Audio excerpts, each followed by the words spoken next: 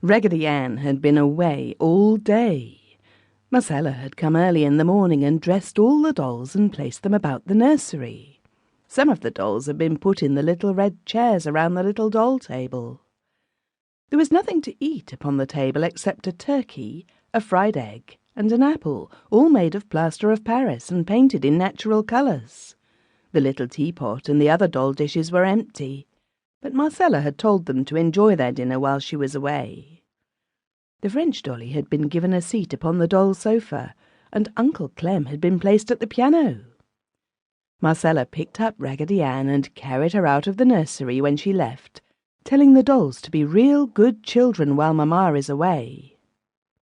When the door closed, the tin soldier winked at the Dutch boy doll and handed the imitation turkey to the penny dolls. "Have some nice turkey?" he asked. "No, thank you," said the penny dolls in little penny doll squeaky voices. "We have had all we can eat."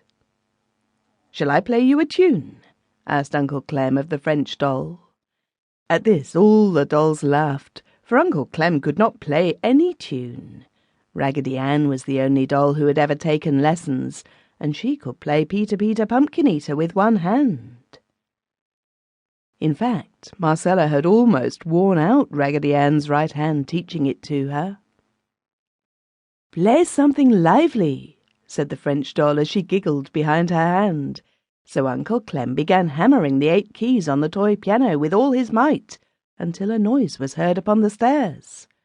Quick as a wink, all the dolls took the same positions in which they had been placed by Marcella, for they did not wish really truly people to know that they could move about.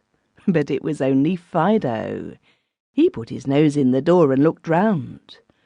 All the dolls at the table looked steadily at the painted food, and Uncle Clem leaned upon the piano keys, looking just as unconcerned as when he had been placed there.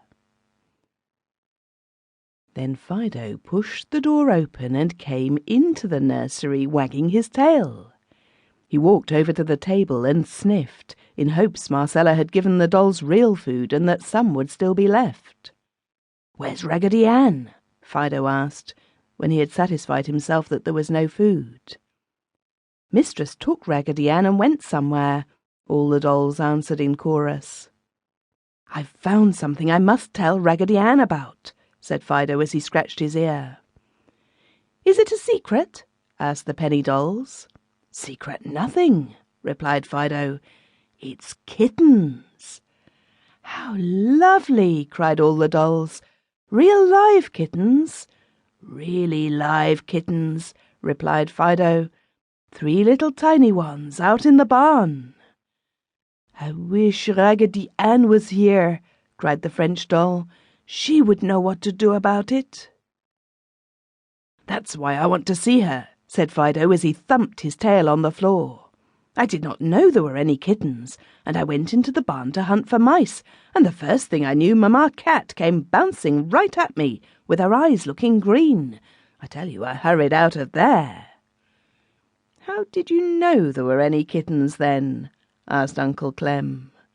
"I waited around the barn until Mamma Cat went up to the house, and then I slipped into the barn again, for I knew there must be something inside, or she would not have jumped at me that way.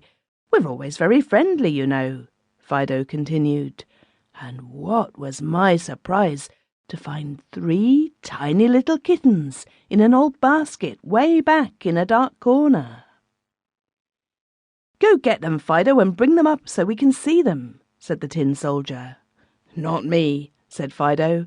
"If I had a suit of tin clothes on like you have, I might do it, but you know cats can scratch very hard if they want to." "We will tell Raggedy when she comes in," said the French doll, and then Fido went out to play with a neighbour dog. So when Raggedy Ann had been returned to the nursery, the dolls could hardly wait until Marcella had put on their nighties and left them for the night.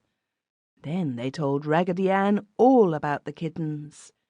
Raggedy Ann jumped from her bed and ran over to Fido's basket. He wasn't there. Then Raggedy suggested that all the dolls go out to the barn and see the kittens. This they did easily, for the window was open, and it was but a short jump to the ground.